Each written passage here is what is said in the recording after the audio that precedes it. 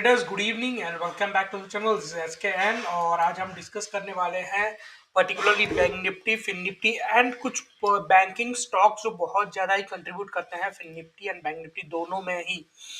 And दोस्तों, overall pattern अगर मैं बैंक निफ्टी का दिखता हूँ तो कोई क्लैरिटी नहीं मिल रहा है, ना ऊपर का ना नीचे का। आज हमने अपसाइड गैप अप होने के बाद अटेम्प्ट किए, बट 44,270 से हमको रिजेक्शन देखने को मिला और फाइनली जो क्लोजिंग रहा वो 44,100 के नीचे, मतलब मेरा जो रेजिस्टेंस था उसके नीचे हमने क्लोजिंग दिया है। सो व्यू यहाँ पे मेरा थोड़ा सा बियरिश है और मैं सेल ऑन राइज का स्ट्रेटेजी यूज करूंगा आगे के लिए, पर्टिकुलरली कल के लिए एंड परसों के लिए, जब तक हम 44,260 के ऊपर क्लोजिंग नहीं करते थे। वंस 260 के ऊपर क्लोजिंग करते हैं तो व्यू चेंज हो सकता है, बट जब तक हम इसके नीचे हैं व्यू बियरिश है। यहाँ पे दोस्तों, यहाँ पे देखोगे तो ये रेजिस्टेंस जोन है अपना, और आज हमने गैप अप के बाद अपसाइड मोमेंटम तो दिया था बट हमने सस्टेन नहीं कर पाया। इसका मतलब ये है कि यहाँ पे लोगों का बाइंग इंटरेस्ट नहीं है।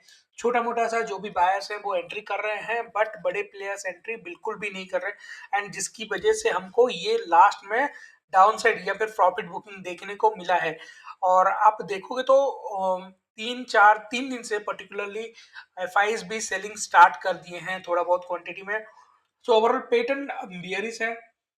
एंड यहाँ पे मैं नीचे से, जैसे कल वाला वीडियो पे भी मैंने बताया था कि ये वाला ट्रेंड लाइन हम यहाँ पे सपोर्ट ले के बाउंस हुए थे, बट इस बार बाउंस थोड़ा सा नीचे, और चांसेस है कि कल या परसों में हम 43,800 लेवल का लेवल भी देख सकते हैं, अगर हम अपसाइड में 44,250 के ऊपर सस्टेन नहीं करते या फिर ब्रेकआउट नहीं देते। यहाँ पे मैं फिन निफ्टी में भी देखोगे तो फिन निफ्टी में भी कोई मेजर मतलब पॉइंट, स्ट्रॉन्ग पॉइंट नहीं दिख रहा है।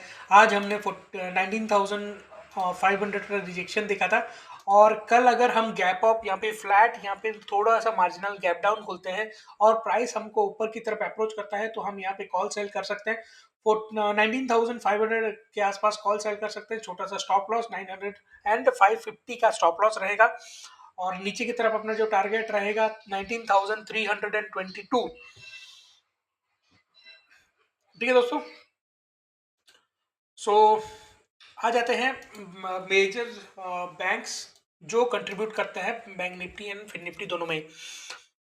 सो आईसीसी बैंक में कमजोरी दिख रहा है, और 950 में हमको बार बार रिजेक्शन मिला है। ये थर्ड टाइम है जहां पे हमने आज रिजेक्शन फेस करके डाउन साइड मूव देखा था। तो बेसिकली अगर प्राइस जब तक 950 के ऊपर सस्टेन नहीं करता, अपसाइड मोमेंटम दिखने मुश्किल है। And at the same time अपने को अपसाइड मोमेंटम मिलेगा तब भी 10 पॉइंट का, मतलब छोटा सा बाउंस होके बाद, वहां पे बाउंस के बाद फिर से रिजेक्शन देखने को मिलेगा। तो यहाँ पे आईसीसी बैंक में कोई बड़ा मूव आना आता दिख नहीं रहा है फिलहाल। And bank Nifty, HDFC bank देखोगे तो बार बार 1600 के आसपास क्लोजिंग दे रहा है। सो इसका मतलब ये है कि बुल्स यहाँ पे बिल्कुल भी एक्टिव नहीं है, और बेयर्स बेयर्स प्राइस हमेशा नीचे लेके आ रहे हैं। सो यहाँ पे जैसे ही हम 1600 के नीचे सस्टेन करते हैं, एक शानदार डाउन साइड देखने को मिल सकता है। और वैसे भी यहाँ पे हम ट्रेंड लाइन के आसपास आज क्लोजिंग दिए हैं, तो ट्रेंड लाइन के ब्रेक करके जैसे ही प्राइस नीचे क्लोजिंग देगा, हमको एक डाउन साइड मूव देखने को मिलेगा। 1550 का लेवल और 1540 का लेवल भी देखने को मिल सकता है। स्टेट बैंक ऑफ इंडिया 590 के नीचे बियरिश है, और जब तक 590 के ऊपर सस्टेन नहीं करता, हमको हमारा कोई भी बुलिश का मोमेंटम यहाँ पे एक्सपेक्टेड नहीं है। ये देखो, एक वेज बनाया था, वेज का पैटर्न फॉर्म हुआ है, सॉरी, एक वेज का पैटर्न फॉर्म हुआ है, एंड हमने यहाँ पे पहला ही रेजिस्टेंस पे हम रिजेक्शन फेस कर रहे हैं। दैट मींस यहाँ पे प्राइस कमजोर है, और 590 अपने को एक स्ट्रॉन्ग रेजिस्टेंस हो सकता है। 590 अगर बाउंस करता है प्राइस, तो वहां पे सेल ऑन राइज का स्ट्रेटेजी, यहाँ पे भी शॉर्ट बना सकते हैं या फिर कॉल सेल कर सकते हैं। अपना नीचे की तरफ टारगेट रहेगा 580 एंड देन 570, मतलब 10 और 20 पॉइंट का टारगेट के लिए आप शॉर्ट इनिशिएट कर सकते हैं। अच्छा अपॉर्चुनिटी बन सकता है। एक्सिस बैंक में दोस्तों देखोगे तो आज बाउंस, अच्छा बाउंस मिला था, but at the day and यहाँ पे एक वेज फ्रेम फॉर्म किया है, तो यहाँ पे भी वीकनेस मेरे को दिख रहा है। अगर कल हम ये वाला ट्रेंड लाइन, मैं अगर इस तरह से ड्रॉ करता हूँ तो देखिए, ये वाला मैं फेकआउट कंसीडर करता हूँ, तो आज जस्ट ट्रेंड लाइन के नीचे ही क्लोजिंग दिया है। नीचे नहीं, ट्रेंड लाइन के पास ही क्लोजिंग दिया है, तो हमको यहाँ पे ट्रेंड लाइन जैसे ही ब्रेक करेगा तो हमको यहाँ पे डाउन साइड मूव देखने को मिल सकता है। और आप यहाँ पे छोटा सा स्टॉप लॉस के साथ शॉर्ट इनिशिएट कर सकते हैं इस लेवल का। मैं एटलीस्ट 50% ये वाला जो स्विंग है उसका 50% एज्यूम कर लेता हूँ, तो मेरा यहाँ से बॉटम, सो एटलीस्ट 50% का इस तरह का मूव ले सकते हैं। एंड मेरा शॉर्ट का इनिशिएट एटलीस्ट 15 से 16 पॉइंट का यहाँ पे शॉर्ट का अपॉर्चुनिटी बन सकता है। छोटा सा स्टॉप लॉस, रिस्क रिवॉर्ड है 1:4.5 का, काफी अच्छा सेटअप है। सो यहाँ पे आप शॉर्ट इनिशिएट कर सकते हैं।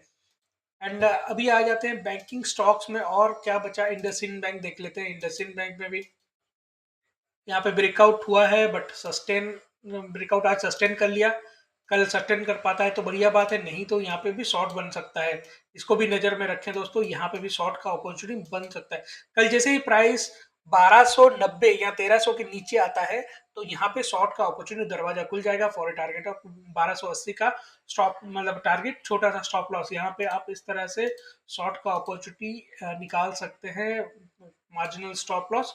एंड ये अपना लेवल 1:7 का रिस्क रिवॉर्ड में आप शॉर्ट इनिशिएट कर सकते हैं, बट बशर्ते आपको 1290 के आसपास का ये अपॉर्चुनिटी लेना पड़ेगा। ठीक है दोस्तों, कोटक महिंद्रा बैंक वीकनेस देखिए, यहाँ पे जब यहाँ पे भी रेजिस्टेंस से हमको रिजेक्शन मिल रहा है, तो यहाँ पे भी ओवरऑल वीकनेस पैटर्न है, वीकनेस देखने को मिल रहा है। और यहाँ पे बाकी ये स्टॉक्स इतना ज़्यादा कंट्रीब्यूट, चलो एनीवे दोस्तों, कल हमने देखा अभी जितने भी मेजर स्टॉक्स हमने रिव्यू किया सारे में वीकनेस दिख रहा है, और हमको प्रॉफिट बुकिंग देखने का अपॉर्चुनिटी बन सकता है। यहाँ पे सेल ऑन राइज को स्ट्रेटेजी हम यूज कर सकते हैं सारे स्टॉक्स में। कहीं पे भी कोई ऐसा स्टॉक नहीं दिख रहा है कि हमको एक अपसाइड में स्ट्रॉन्ग चार्ट में दिख रहा हो। सो दोस्तों, जैसे मैंने बोला कि अगर स्टॉक्स ही स्ट्रॉन्ग नहीं दिख रहे हैं, पैटर्न उनमें स्ट्रॉन्ग मोमेंटम नहीं बन सकता है, तो इंडेक्स वाला कैसे परफॉर्म करेगा। सो ओवरऑल जो स्ट्रेटेजी मेरा कल का रहेगा दोस्तों, मैंने जैसे बताया था, सेल ऑन राइज का स्ट्रेटेजी। अगर प्राइस हमको फ्लैट खुलता है या फिर 44,150 के आसपास मिलता है तो मैं वहां पे शॉर्ट करूंगा with stop loss of 100 point. और नीचे की तरफ मेरा टारगेट जो रहेगा 43,800, मतलब वन, यहाँ पे मैं आपको लगा दूंगा तो 1:2 के आसपास यहाँ पे मिलेगा अपने को। और दोस्तों, जो भी ट्रेडर्स, मेरा लास्ट वीडियो एक ट्रेड सेटअप पे मैंने अपलोड किया था, अगर आपने नहीं देखा, पोजिशनल ट्रेड सेटअप है, और ऑप्शन सेलिंग का स्ट्रेटेजी है वहाँ पे। अगर आपने नहीं देखा तो वहाँ पे जाके चेक कर सकते हैं। इस टाइम में वो वाला सेटअप में हम एक शॉर्ट कॉल, शॉर्ट जुलाई का या फिर अगस्त का सीरीज का शॉर्ट इनिशिएट कर सकते हैं, और अपने को काफी अच्छा रिस्क रिवार्ड में वहाँ पे बेनिफिट भी मिलेगा। जब तक प्राइस, वैसे अपना स्टॉप लॉस भी वहाँ पे छोटा सा रहेगा, 500 पॉइंट का ले लीजिए, 44,500 के आसपास अपना स्टॉप लॉस रहेगा। और नीचे की तरफ जब तक है 500 या फिर 44,500 के नीचे जब तक सस्टेन कर रहा है, हमको वहाँ पे अपना पोजीशन को कैरी करना है। तो यहाँ वो वाला भी अपॉर्चुनिटी आप देख सकते हैं। अभी फिलहाल मैं सोच रहा हूँ कल अगर बाउंस होता है तो मैं वहाँ पे शॉर्ट इनिशिएट करूंगा और उसको होल्ड करूंगा। फिलहाल मैं 47,000 का जुलाई का सीरीज का कॉल होल्ड, शॉर्ट होल्ड पे है, एंड मार्जिनल प्रॉफिट हो रहा है। सो कल अगर बाउंस मिलता है तो मैं पूरा ऑलमोस्ट 50% कैपिटल उसमें डालूंगा फॉर ए शॉर्ट पोजीशन।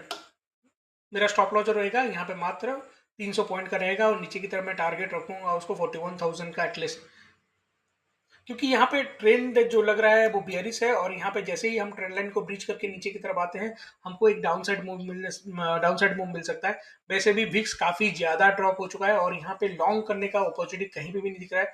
सो यहाँ पे फिलहाल तो शॉर्ट का अपॉर्चुनिटी बन सकता है। कम क्वांटिटी में अभी एंटर करें, वंस कंफर्म होने के बाद दोबारा से बड़ा क्वांटिटी में एंटर करें। और यहाँ पे कल भी अगर शॉर्ट इनिशिएट करते हैं तो बिकॉज स्टॉप लॉस अपना काफी बड़ा है, 100 पॉइंट का है, 120 पॉइंट का है, तो यहाँ पे भी कम ही क्वांटिटी रखें, ज्यादा क्वांटिटी में ट्रेड ना करें तो बेहतर होगा। सो दोस्तों, ये था मेरा ओवरऑल सेटअप एंड ट्रेड, कल का ट्रेड प्लान। सो मैं ओवरऑल, मेरा जो व्यू है थोड़ा सा बियरिश है, एंड मैं एज्यूम कर रहा हूँ कि मेरे को एक प्राइस अगर अपसाइड मिलता है 44,150 के आसपास मिलता है तो मैं वहाँ पे शॉर्ट इनिशिएट करूंगा। सो ओवरऑल ये मेरा ट्रेड सेटअप है।